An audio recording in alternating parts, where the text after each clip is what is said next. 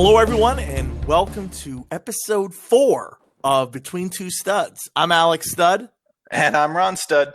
And today we have a special guest. I'm really excited to bring on Matt Toal, who is the executive producer over at PHL-17, which is a local news affiliate in Philadelphia, Pennsylvania. Matt, I've known for quite a long time. Actually, we were randomized freshman roommates, but I'm going to let him tell us all about that, talk all about what he's been up to, what local news is all about. So to the stage, welcome Matt Toal. How you doing? Thank you for having me. This is very exciting. If podcasts were an airline, this would be Spirit because we were quite delayed. But I'm very excited to get on our way. You know, Spirit is always delayed, but it always gets you there eventually. Exactly right. And no, it's I kid. It's this is an exciting thing you guys have taken upon yourselves, and I'm happy to talk to you too because I have never met Ron. Yeah, this is the first time we're meeting. So, yeah.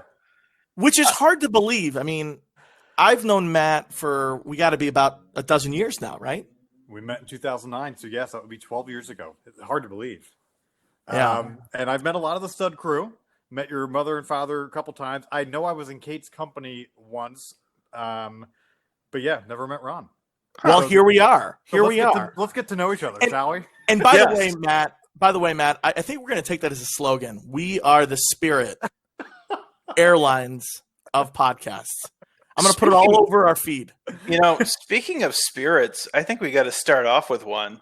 Fortunately, Matt also has Malort, and I think given that it's kind of becoming a tradition, let's kick this off with a nice round of Malort.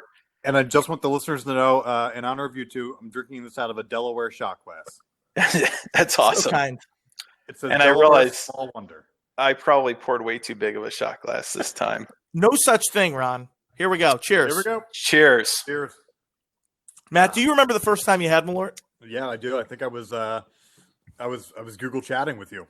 And you put it perfectly, and you said, look, the first 3 times are rough, but the 4th time it just goes down smooth.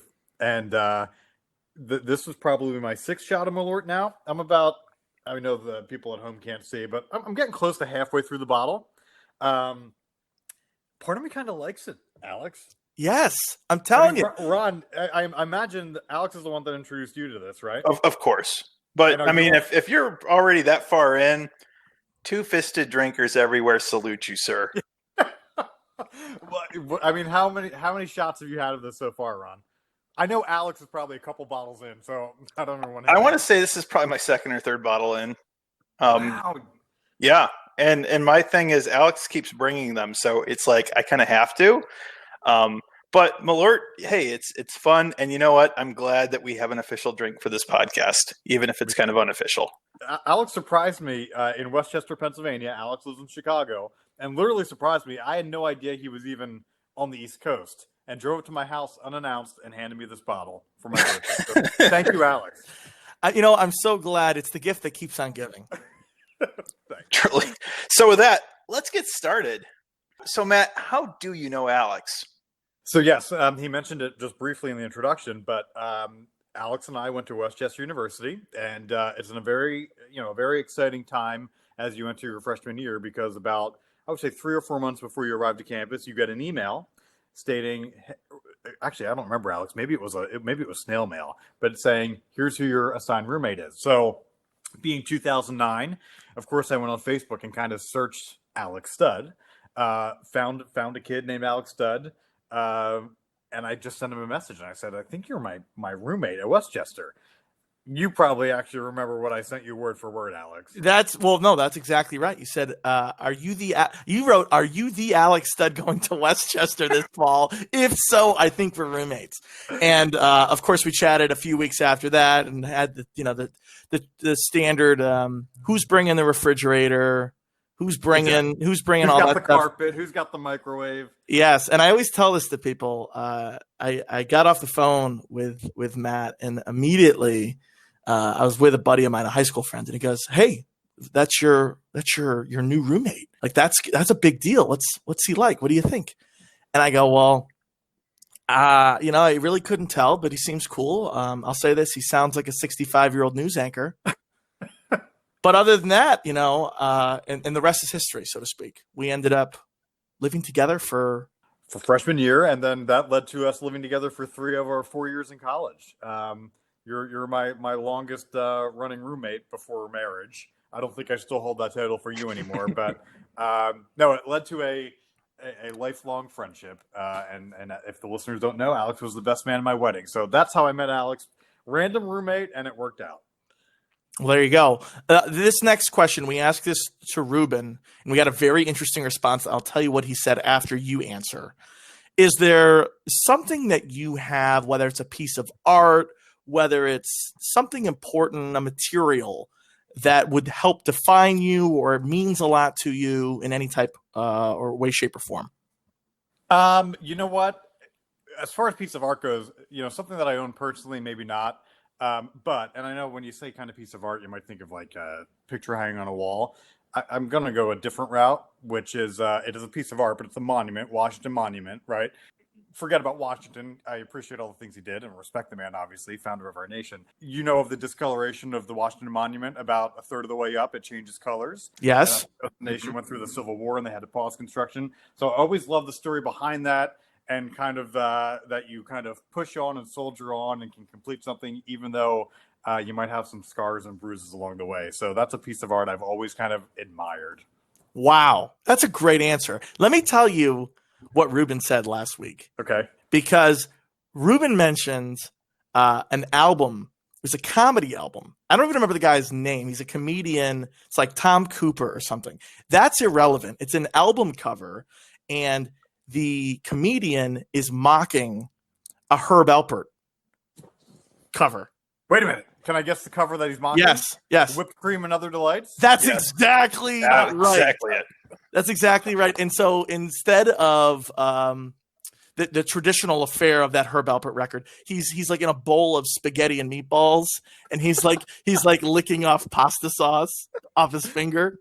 So as you know, Alex, I had the honor of interviewing Herb Alpert back in college on a radio show, which I'm sure we're going to dive into in just a moment. But and yes, that was a very controversial and eye-opening album cover at the time. It is a beautiful woman wearing nothing but what would you would imply it would be whipped cream, but it was actually shaving cream. I learned because that held up longer to take photos. Yes, that's very funny. I can't believe that was Ruben's. And does he know your love for Herb Alpert? He only knows that album because I introduced him to Herb Alpert because you introduced me to Herb Alpert. It's like the 6 Degrees of Kevin Bacon, except it's Herb Alpert. Exactly right. And it's actually funny because if you listen to the episode that we did with Ruben, I actually completely stole all the credit and said Herb Alpert was the most famous person I ever interviewed. But technically, yeah. And you know what? Both of you were kind of starting me to think that maybe that's like Westchester's claim to fame is like, hey, if you do a radio show, you get to interview Herb Alpert.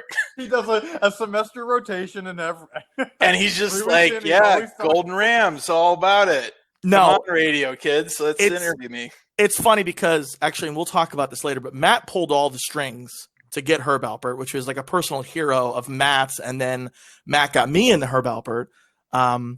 Not just for his musical talents, but what he ended up doing for record labels and producing and all that good stuff. But Matt brought him on to quote unquote our show, which was called Toal Time.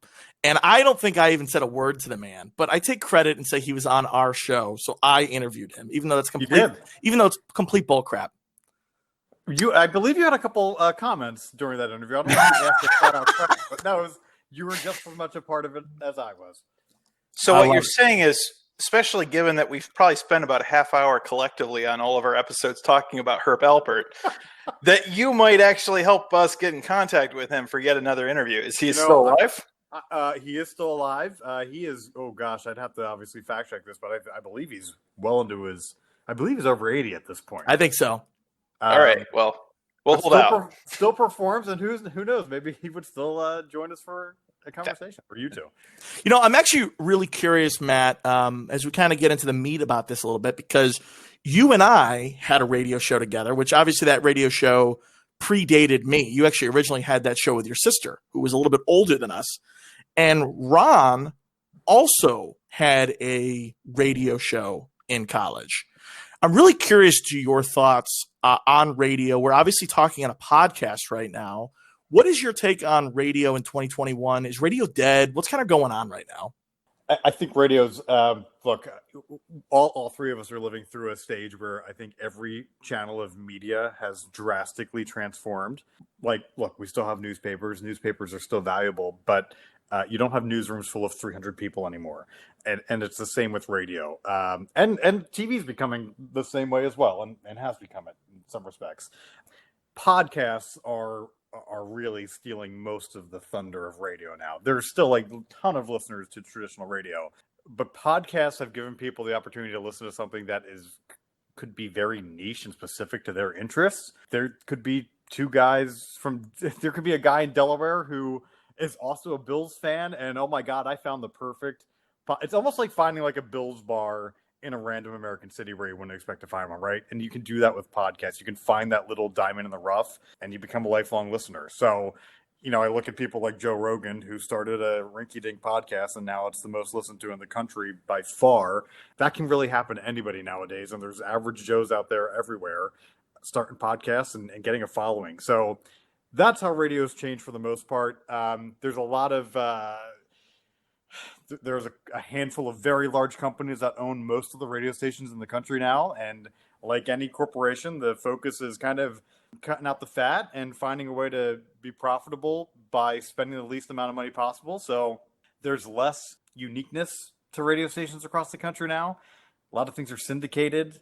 A lot of things are automated. You don't really need people and personalities in a lot of these stations anymore. So that's how the industry's changed. And this has all been very quick within the past 15 years, but drastically changing more and more each day. It's actually really interesting that you bring up, and I hadn't thought of it. So are you saying that radio, because they really have to be so conscious of trying to be profitable, they are not making the risks that they used to? They're not being as provocative. Yeah. I mean, there's different, I mean, there's radio stations out there that try to be provocative and have a loyal, following because they're different.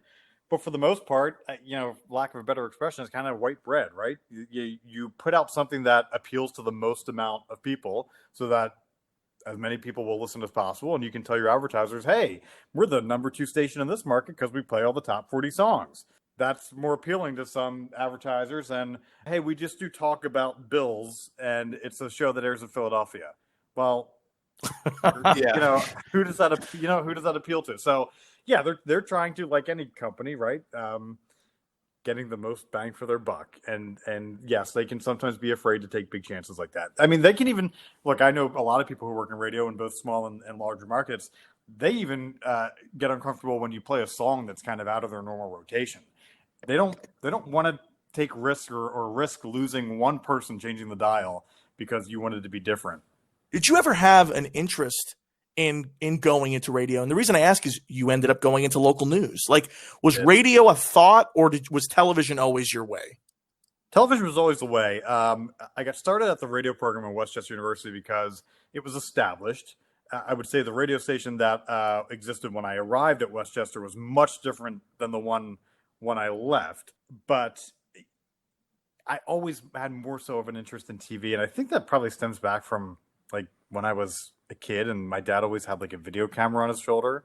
And I just always thought it was like really, everybody used to always comment at like family parties, like, oh, there's John Toal, Action News, which you guys probably know from growing up in Delaware. Like, Action News is the leading news station in the Philly area. So I always like heard that growing up, like, oh, there's Dad with my camera and the news. And I don't know, I got involved. I did the morning news in both middle school and high school and wanted to do it at Westchester right away, but not a good program really didn't exist. So I kind of dove into the radio station, and that led to more news at Westchester. But the end goal was always to work in TV news. Was there a individual at Action News that inspired you? Oh boy.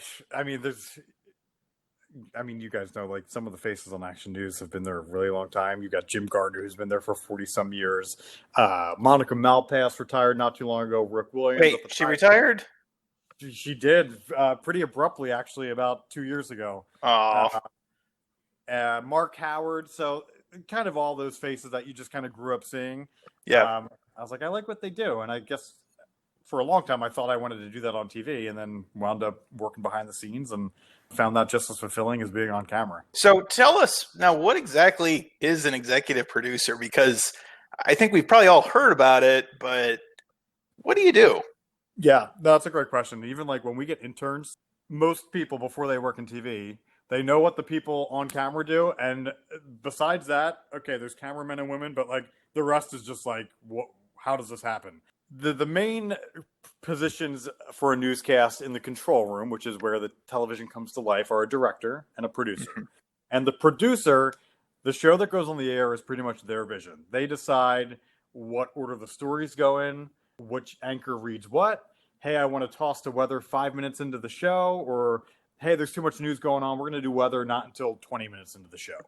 Obviously we have commercial breaks in a newscast, so they decide, all right, I want to tease this story. That's a tease is, hey, coming up next, you won't believe what this cat did. They kind of, the whole order of the show and how it looks is their vision. And then a director brings that to life and is literally the one like punching up the cameras. Like, so, okay, Matt wanted to start the show off with a 2-shot of both anchors. He's the one making sure that he presses the right camera to do that. So that's what a producer does. And an executive producer is pretty much a manager position. And I kind of oversee the whole operation for our morning news at PHL-17. So anything that goes on our air has to go through me first, whether that's a guest that we book. I approve every script that goes out over the air, deciding what our reporters are going to be on each day. Those are all the things I take part in every day. And of course, all the boring manager things like scheduling and all that. But that's my main goal my main role is anything that goes on the air has to go through me.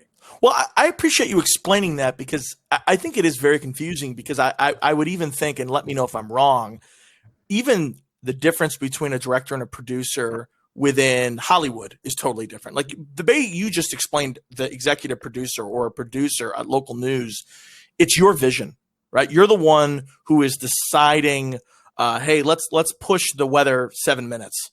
Yep. Versus I would think in Hollywood that the vision is the director. Yeah, that's the main difference. And in local news, it's more of a team effort. Probably leans more on the producer, but you will get pushback from the director, or input rather. I don't want to say pushback. And the director might say like, hey, we can't do that, right? You want to go from this camera shot to this one, and we need time for the robotic camera to move across the floor, so it's literally not possible. And directors can come back and we'll often get feedback. Hey, here's a way I think you could tell the story better.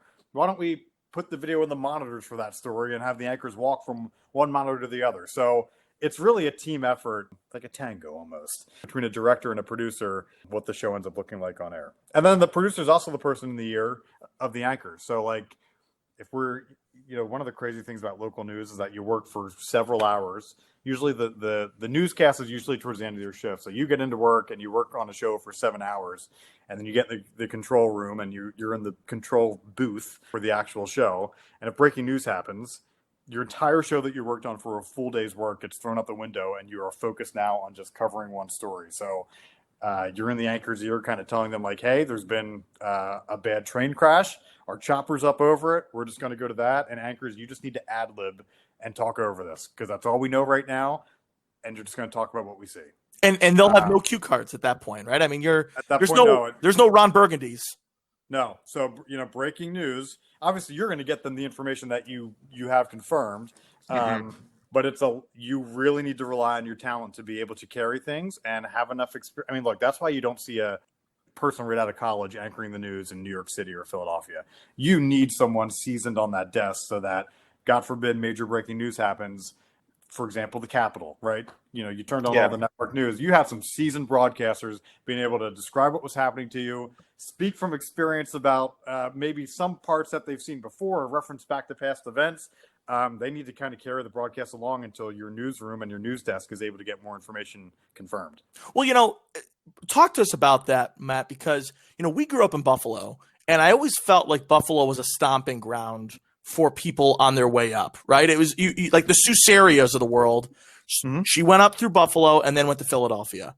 I'm really curious kind of that process of going up the ranks, because in part you also had to hire an on-air team and you had to search all over the country for that. Like, talk to us about what that process is like. What's the personality of these on-air people? So yeah, I mean, the first thing I'll say about being on-air talent in local news is your first probably 5 or 10 years in this business, you make very little money. So markets are ranked by a number. So New York is the largest market in the United States, followed by Los Angeles, Chicago, Philadelphia, and so on and so forth. When you start getting into these smaller towns, like right now, I'm talking to you from lower Delaware. I think this is market maybe 120 something. And as you work your way down that list, obviously the salary goes way down.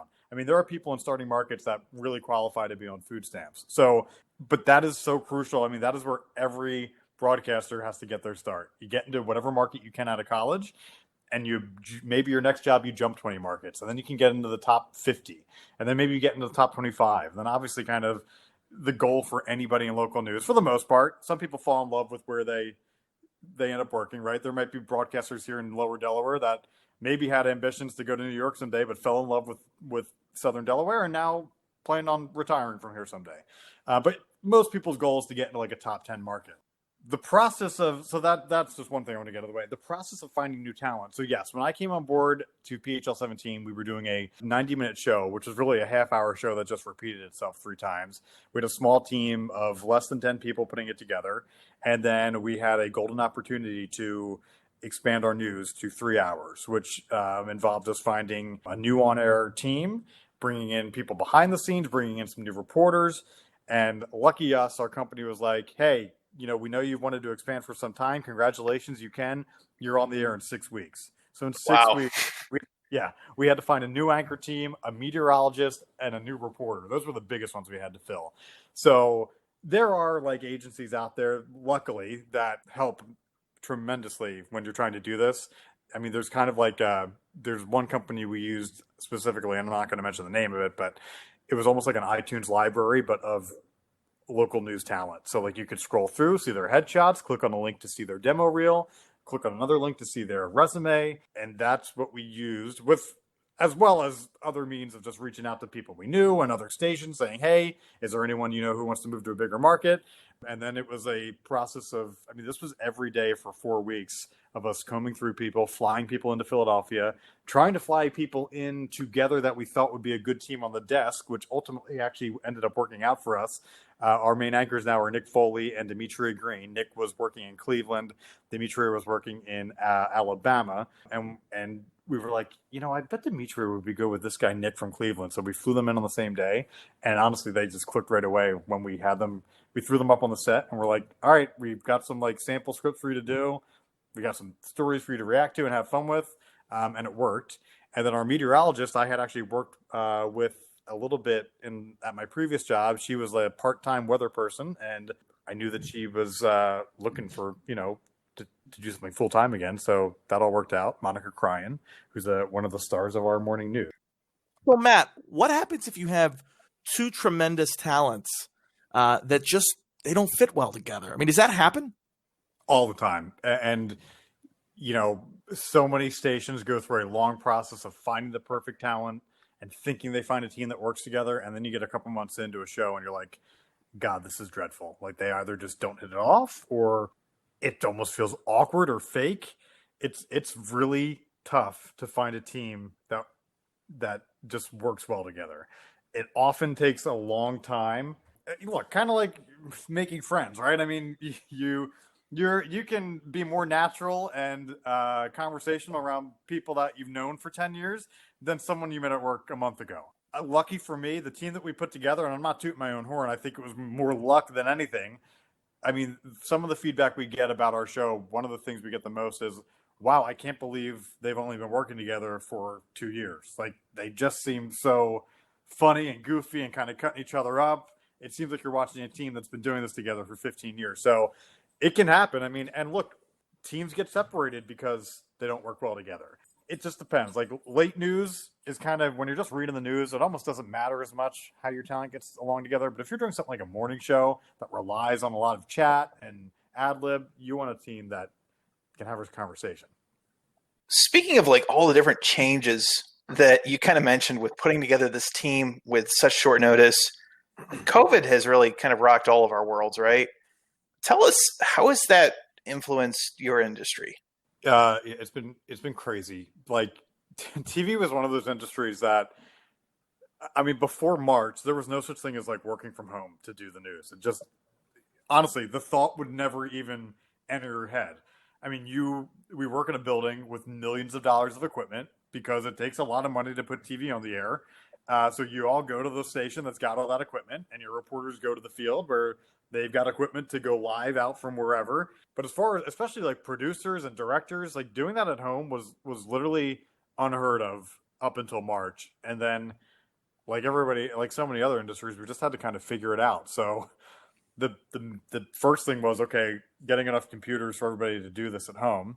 So we sent home most of our staff during the pandemic, during the height of the pandemic, and actually, because in Philadelphia things were on the rise again, we're pretty much back to like bare bones staff. There's 2 people in our newsroom every morning, which used to be completely filled, and then there's still What's filled look like? What's filled? Well, I mean, for the morning show, there's typically 25 people in there. Wow. And now we're doing 2, and that's just the morning show. And we have a smaller operation at PHL-17. There are newsrooms in Philadelphia that have well over 100 people who are working with maybe 4 or 5 people in the newsroom a shift. So it's been crazy. And then sending talent home, like asking an anchor to go anchor from their living room a year ago. If you said that, like, we'd be like, what are you talking about? But you send them home with equipment that you like. We're sending them home with really live equipment that a reporter would use in the field, but they're setting it up in their living room. And luckily, I think the world's just gotten used to not having high standards when they watch a lot of live television anymore. I mean, if 2 years ago, if you had watched the local news and the traffic anchor was in her kitchen, the anchor was sitting in front of their TV, and a cat walks on their lap like halfway through the news, you'd be like, what the hell is this? But that's just the norm now. So I still think news is a lot more productive when everyone's together and sharing ideas and yelling across the room to one another. So I'm very excited for us to all get back in the newsroom together. I know that's probably a couple months off at least, but we're getting it done. It slows things down a bit. You know, even me being the executive producer of the show, when I'm at work, I can get on a box and instantly say, we need to change this. At home, no matter the best technology, I'm watching on a 4 or 5 second delay, which when something goes wrong on TV and I want to change it, it's too late. So it's really changed the way news works, but made us realize, hey, you can get it done without everybody being in the newsroom. Let's switch gears, Matt, to something very fun. I love, and I'm sure this must be terrifying for you, when someone swears on live television. What's going on in your mind? Can you just walk us through? Something happens. You're on the headset. You're a producer. What happens? Panic. Sheer abject panic. And no matter how long you've been in this business, when you hear a 4-letter word go out, you feel that dropping sense in your stomach, because there are very hefty fines that can come along as a result of that from the FCC. Not automatically. I mean, look, things happen on live TV, and there are some things that are out of your control. Unfortunately, there have been trends over the years of people running up to reporters and just saying really inappropriate things. There's a Howard Stern example that, became an ongoing joke for decades. But the first thing you have to do is apologize. Because let's say someone did complain to the FCC and said, oh my God, I was watching this channel and they said this word and I'm really offended, and the FCC launched an investigation. And if you don't prove that you did something to make this better, and that this obviously wasn't your intention, you could be in some serious trouble. So I'll tell a story, and I'm not going to mention any names. I'm not going to mention which station it was at, but it was a late newscast, which if you've watched late news, it's usually more serious and buttoned up. It's hard news. It's not light stuff like a morning show. And it was a Friday night, and things always went wrong on a Friday night, it seemed, right? Like you're waiting for the weekend, and for me, I'm always trying to get to the beach after work. So I'm like 10 minutes away from going to the beach. The show's almost done, and in the middle of our show, the anchor's talking, and out of nowhere, you hear this sound, and I'm not going to quote it completely, but it was something like, I don't give an F about that. But they didn't say F. They said the word. And all of us in the control room were like, where did that come from? Like, was it a tape that played, that a piece of video, that was it a microphone? So there's panic amongst us, like, where did that come from? But literally the first thing I said into the anchor's ear was, apologize. Because she could hear it, and they have little earpieces, and they usually can hear like other things going on that aren't in the studio. And so I didn't know anything. She didn't know anything other than, oh my God, the F word just came out from somewhere. And so she said, we're really sorry about what you heard. We don't know what just happened there, but we sincerely apologize, which was a great way of handling it because we didn't know what happened. And here's what did happen. I mentioned directors before kind of make the show come to life. Like if you want a 2-shot, they press the button for that. If you want to go to the weather camera, they do that. That's a dumbed down version. In reality, a lot of shows now are automated, which means a lot of the work of the director happens before the show. And instead of them during the show pressing buttons in real time, which is what they used to have to do, it's all computer codes now. So literally, like, they code the whole show before. And once the show starts, it's in a sense kind of autopilot. Like the computer knows exactly what camera to go to. It moves the audio board by itself, and Oprah's anchor mic 1, anchor mic 2, bring down weather. It does all that. It knows. And an improper code was put into the show. And at that exact moment that we heard the F word just happened to be the moment that someone in the newsroom who had a microphone on was talking to someone else, talking to a producer, and dropped an F-bomb. And it went out over live TV. So it's the kind of the rule in television is if you have a microphone on, To say a hot mic.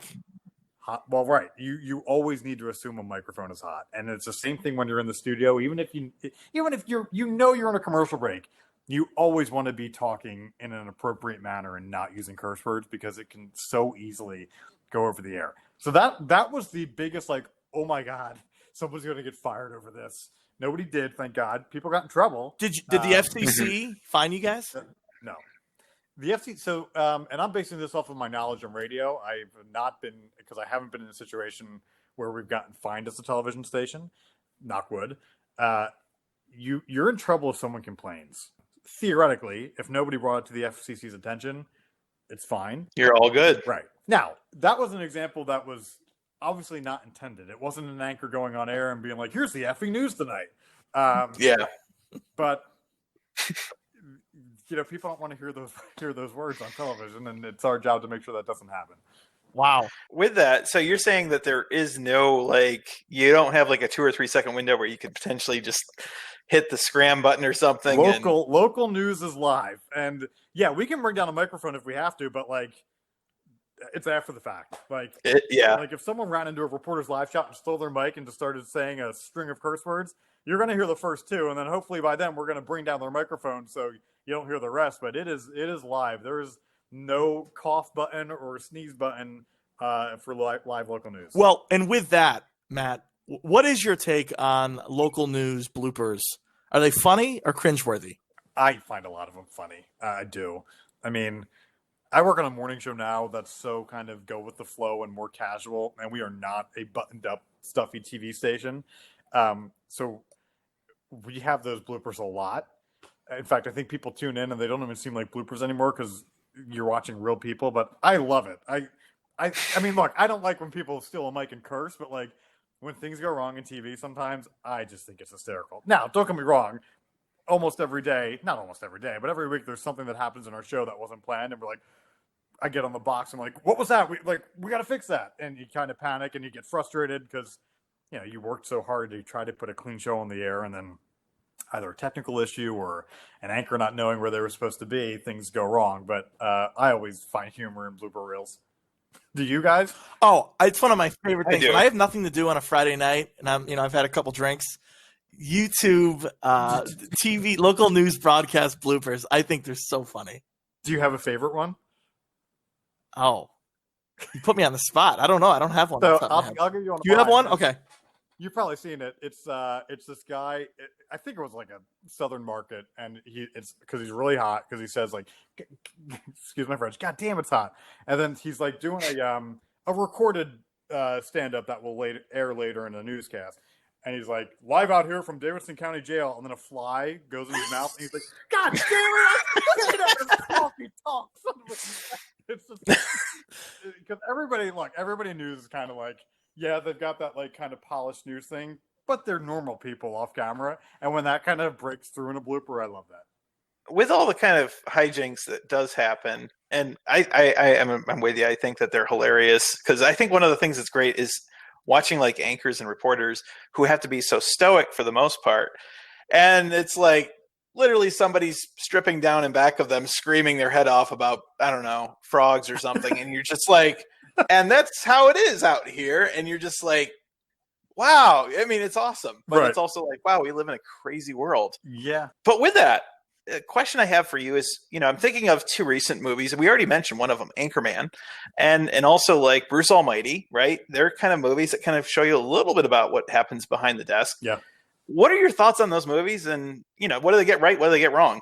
Anchorman is tough because the 70s television was so much of a different era than today. But what I will say is they portray the characters in Anchorman with like a level of celebrity that might seem exaggerated watching it nowadays, but like that was the case in the 70s. And even, there are still celebrities in local news, but I was gonna say Jim Gardner still has that kind of status in Philadelphia. Absolutely. But yeah, there was the golden age kind of local news. Well, and I don't want to define when that was, but back in the 70s when you were on TV and there were kind of less stations and there was no cable news, like people knew your talent. So that part they got really right. The rest of it's a hysterical movie, but the rest of it's funny. As far as Bruce Almighty goes, one of the things that stands out is, yes, it's kind of true that with certain talent, if you put something in prompter, they're going to read it.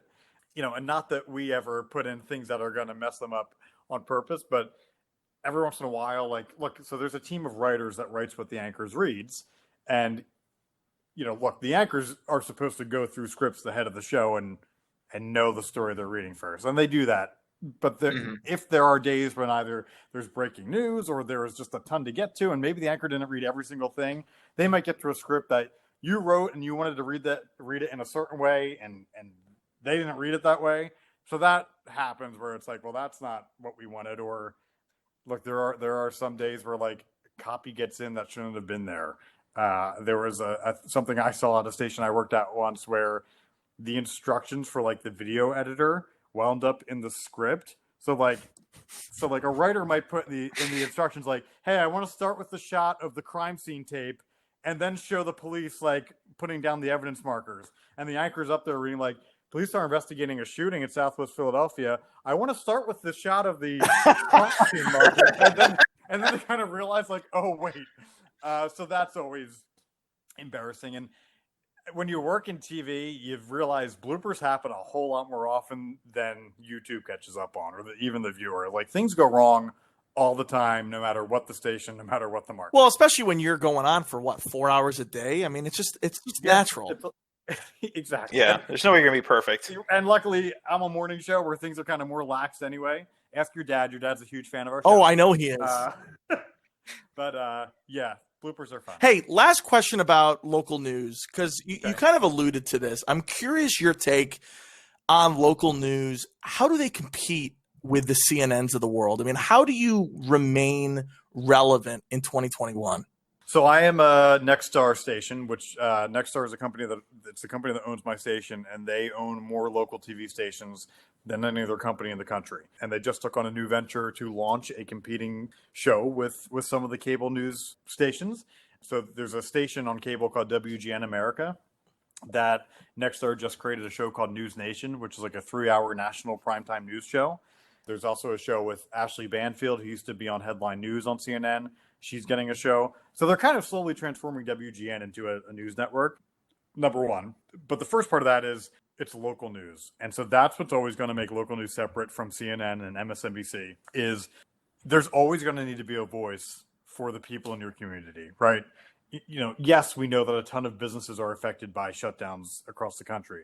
But like when you hear stories of the people in your neighborhood and they're telling you how, Pennsylvania promised us this loan, but they never delivered, or things like that. Local news journalists can hold people accountable and give a voice to people who otherwise wouldn't have one. So I don't think that's ever going to go away. That is what sets local news apart from watching cable news. And there's it's kind of like you could go to a Buffalo Wild Wings anywhere in the country, but you'd probably much rather go to the Beef and Barrel in Olean, right? You're going to want something that makes you feel like you're connected to your hometown. Like CNN's not going to give you your local weather, and we are. And CNN's not going to tell you 95's shut down right now near Nifty 50s because a tractor trailer overturned. We're going to do that. So that's why local news is important. I know that was kind of like my my soapbox. But. Listen, I love the Beef and Barrel plug. Big fan of that one. I need to take you there at some point, actually. But no, I appreciate you saying that. And actually, kind of as a follow-up to that, I'm, with local news in the form of newspapers really dying off, a lot of them are closing. I wonder what your take is. I almost feel like the only way to get local news stories now is through literally on television, the local news stations, because the newspapers are gone. Yeah, and the ones that still remain are just a much thinner and bare bones version of what they used to be. It's TV's job, all these TV stations, to get in front of people in other means. So I know our company is very big on investing in digital. So making sure that digital is not an afterthought. Yes, we're a television station, but we also put out news. So they tell us, make sure that when you get a story, web is not the afterthought. It's okay, we got to get this on television and the web right away. And it's getting through to people on social media. So television stations are really trying to build a brand not only on TV, but through their websites and social media and getting a following that way. And apps. There are some apps, at least in Philadelphia. I mean, you'd be surprised how many people have downloaded some of the local news apps for these television stations. That there are still a ton of people consuming news from our local news networks, even though TV is not the end-all be-all anymore. We've lived in Buffalo area. We lived in Philly. I'm always kind of thinking of the kooky person on the news team who always just has personality, who's willing to be like, I'm going to go to the largest rubber band ball or something. What value? And it's weird. I don't think I really see that at the national level. Is there something about having that type of personality at the local level, or is that still maybe more to regional, smaller television? What's your thoughts on that? Yeah, well, it can be tough, right? Like the Today Show, for example, they'll still do fun live shots like that, but it's hard. It's hard to do a live shot, and we use the word in our newsroom, like you never want to air something that's too hyper local to a certain area of the country, right? So we're a Next Star station, which means we can pull from the 120 other newsrooms in the country. If they have a good story we want to run, we can run it. But you need to make sure that whatever story you're running isn't too specific to that market, if you know what I mean. So if it's got a ton of references to things that people in Philadelphia just aren't going to understand, or words that they might not understand, just like Philly, if we aired an interview with someone who kept saying water and used guys, another station must be like, we don't forget John, right? So another market might be like, what does this even mean? This interview? Yeah, it can be tough. Yeah, local news is a good place to find like that fun, kooky, goofy stuff in your market that people watching a national newscast might be like, well, I'm never going to drive to go see Longwood Gardens, or I'm not going to go to the doghouse in Newcastle because I live in Kansas. That's kind of the luxury we have, and we do that on our morning show. We've got a reporter on news every day, and the other reporter is just on something fun, whether it's going to a really well-known restaurant or the circus is in town and they're on the trapeze. It gives people, we're giving people the news, but we're also saying like, hey, here's really fun stuff happening in our area right now that you can go take part in. Well, and I think that was, for Ron and I, that was our introduction to local news when we were kids. We used to watch Channel 4 in Buffalo. I don't even know who they were affiliated with, but there was a guy named the Y Guy. And Kevin O'Neill, WIVB. who I think, is he still in Buffalo? It's been like, I think he is. Probably not. And it's been like, however many years. And he'd always be, the stereotypical, here's the largest chocolate chip cookie in the country, right? Or whatever it is. And that was always a delight. That was always so much fun. But you remember that. Right. Yes. And that's what we found with our show. It's like, look, people when they get to work aren't going to go, for the most part, right? They're not going to go in and be like, oh, did you see all the overnight shootings in Philadelphia? Like, they're not going to bring that up at the water cooler. But they might say like, oh my God, I saw the funniest thing on PHL-17.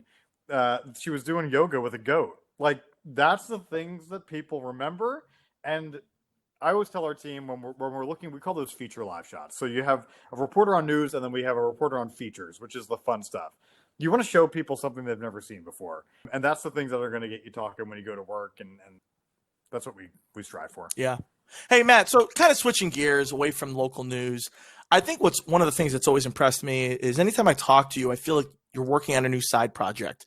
Between WCU Weekly, which I know we didn't even talk about, but that was really your introduction into local news, and you did news for the Westchester University community. But then you had a side business where you were doing psyched media, where you were doing a lot of productions and work for local businesses, and you had your father's cigar show. I feel like you've done a lot. What inspires you to do all these things on top of your day-to-day full-time job? And I don't want to sound too cliche or sappy, but like communication kind of excites me, and being the person to control a message. One of the favorite things one of my professors ever said to me at Westchester was a very simple statement, but communication is one of the few things that once you put it out there, you can't take it back, right? You can say like, oh, well, I meant this, or like, well, no, that's not what you interpreted that wrong. Once you put something out there, it's out there. So I always just got a thrill out of being the person in control of that message. So there's that part. And then I also like to, like, if there's a way I can find to help people be entertained, I like that. So whether it's putting on a newscast in Philadelphia, or yes, Back Porch Cigar Reviews is a YouTube series that, to be honest, I haven't worked on much lately. I kind of hand the reins over to my dad, and the editing looks a little different now. I had a different approach, but it was like, hey, some people might like listening to two guys from Philly who've been smoking cigars together for 30 years. They might like their take on some of these. And by the way, if you haven't watched it, if you even smoke cigars occasionally, it is so much fun. I mean, you don't know Matt's family, but it's like two South Philly Italian guys just sitting down smoking stogies. It is so funny. And Alex, I think their top video has like 200,000 views. Like some of their videos have taken off. Congratulations. Yeah, I just find it fun. I always enjoyed holding the camera, whether it was my dad's like home video camera when I was young. I've got my own personal camera now. I'll tell you, as you both know, like as you move up in your career and you find kind of less time for some of those old hobbies, and that's the case I'm in now. And as Alex knows, I don't know if he told you, Rob, but we're expecting our first kid in July, so I'm sure that's going to take up a little bit more time. That's an even bigger congratulations. That's awesome, man. But I got to be honest with you, Alex, one of my exciting hobbies now, like house projects. I know that sounds kind of cliche, but I've always been a little handy. So right now I'm putting a deck on the house. I've got a cigar cave I'm working on in the backyard. Plus, got to get a baby's room finished. So I take joy in kind of making our house better. And by a little handy, literally anytime I have a house issue, I call Matt Toal. I'm lucky that my dad is a contractor, and when I turned about 12 years old, he said it was summer. He's like, "All right, come on, wake up! You're going to work with me." He didn't ask, so he ignored all child labor laws, and literally, like in middle school, I was working with my dad in the summers, but which was honestly probably the most valuable thing my dad will ever give me, because it's very nice to be able to have something break in your house and go, "Okay, I can fix that by going to Lowe's and spending $100 rather than I got to pay somebody $1,500 to come fix this." Right. Well, I think part of that too, and correct me if I'm wrong. I mean, Alex, you feel free to weigh in on this, but most people, when they're saying, "Oh, I do something around the house," it isn't like, I'm going to add a whole deck or I'm going to add a sunroom. That's a pretty ambitious, but that speaks to the fact that you know what you're doing. That's awesome, though. It's like anything else. I mean, so when I bought, I don't want to bore you guys, but the day I settled on my house, Leah and I bought our house in February of 2019. My dad got his knee replaced, and Leah's dad, rest in peace, was getting a procedure for cancer treatment. And so the first several months in our house, we literally had no help from our very handy dads, because my dad literally couldn't walk. Her dad was unfortunately very sick. So that was also, even though I knew a bunch from growing up and working with my dad, that was kind of like the first time it was like, good luck. Like, dad's not here to hold you or stop you from screwing that in wrong. So it's trial. And look, still, even for someone who's not handy, YouTube is very helpful. Well, and I got to say, you've been very helpful to me over the years. I remember when I first met you, I didn't know what a linen closet was. So that's not even has to do with being handy, but I guess I was just more domesticated than you are. Hey, we're running out of time. Matt, what's going on in your world? Anything you want to kind of tell us about? Where can we follow you? Well, this would be a time for me to just plug our show. It is something I'm very proud of. We built a brand new show kind of from the ground up about 2 years ago now. And sure enough, we've seen a really big build in our audience that we're very thankful for. And it grows, seems like every month, knock on wood. So PHL-17 Morning News from 5 o'clock in the morning till 9 o'clock in the morning. Feel free to watch. Go ahead, support my dad. Back Porch Cigar Reviews on YouTube. If you're whether you're a regular cigar smoker or just have one a couple times a year, it'll give you some good suggestions. And that's it. All that I have going on besides that, Alex, is getting ready for a kid, which I have no idea what to expect. So, Ron, I will take any advice you have. The only advice I can give is your whole world will be flipped upside down. I can't and it'll be fun. It'll be fun, and it's well worth it.